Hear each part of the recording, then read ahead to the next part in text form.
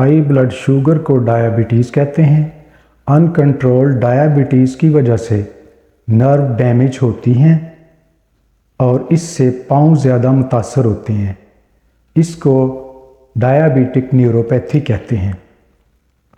और इसी तरह डायबिटीज़ की वजह से पाँव में ब्लड वेसल्स भी डैमेज हो जाती हैं, जिसकी वजह से ब्लड सर्कुलेशन मुतासर होती है। पुअर ब्लड सर्कुलेशन या पुअर ब्लड फ्लो की वजह से पाँव मुतासर होते हैं। इसको PAD पेरिफेरल आर्टरी डिजीज़ कहते हैं। ये डायबिटीज़ की दो कॉम्प्लिकेशंस हैं, यानी पेरिफेरल डायबिटिक न्यूरोपैथी और पेरिफेरल आर्टरी डिजीज़। इन दो कॉम्प्लिकेशंस की वजह से डायबिटिक फुट डिजीज़ होती है। आइए हम बात करते हैं डायबिटिक फुट डिजीज़ की सिम्टम पर। सिम्टम्स और साइंस में सबसे पहले पेन और क्रैम्प्स आते हैं। ये टांगों में और पंडली में, थाइज़ में और बटक में ये पेन और क्रैम्प आते हैं। नमनेस होती है पाँव में और बर्निंग होती है।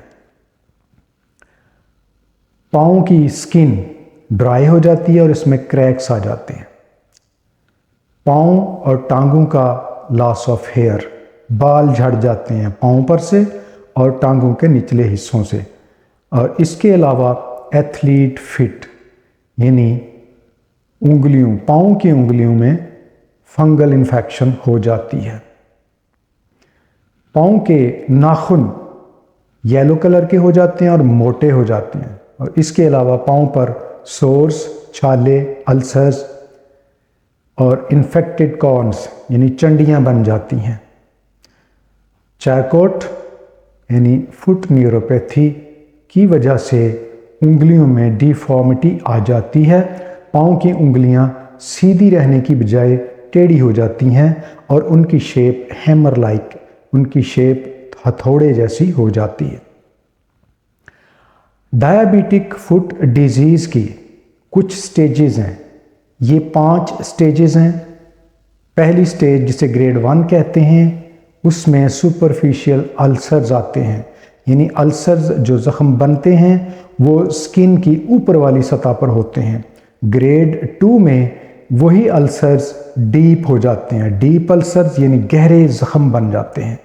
तीसरी स्टेज में उन अल्सर्स के साथ बोन इन्वॉल्वमेंट आती है, वो ज़ख़म जो है हड्डियों तक पहुंच जाते हैं।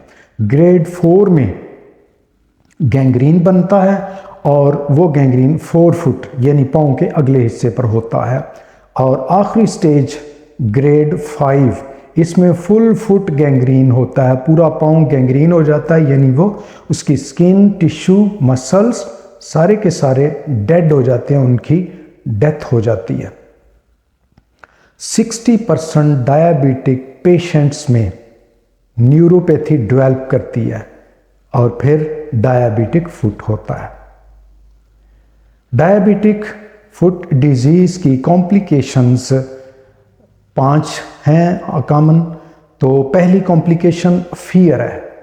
इसका ताल्लुक तो जज्बात के साथ है कि एम्पुटेशन का फियर पेशेंट में आ जाता है। पेशेंट परेशान हो जाता है कि उसका पाँव अब काट दिया जाएगा।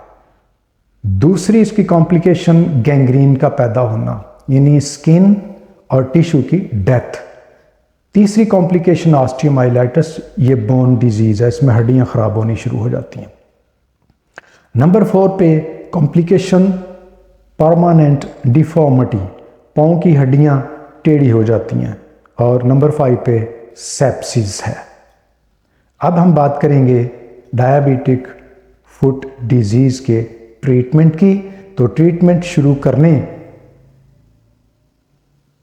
ट्रीटमेंट पहली मेडिसन एंथ्राक्सीनम 1 एम पोटेंसी में, दूसरी मेडिसन बैसिलिनम 1 एम पोटेंसी में, तीसरी मेडिसन ग्रेफाइट 1 एम पोटेंसी में और नंबर 4 मेडिसन सिलीशिया। ये इसी तरतीब से मेडिसन्स हर पेशेंट को दी जाएं। ये 4 मेडिसन है और ये 4 मेडिसन बहुत ज़रूरी हैं, इसी तरतीब से दी जाए। इसके बाद मैं 4 मेडिसन और अर्ज़ करता हूँ, वो मेडिसन सिलेक्ट करें उनमें से कोई एक अकॉर्डिंग टू सिम्टम्स। अगर पाँव की स्किन ब्लू हो जाए तो फिर लैक्सिस 1M दें। अगर पाँव में बर्निंग बहुत ज़्यादा हो और वो बर्निंग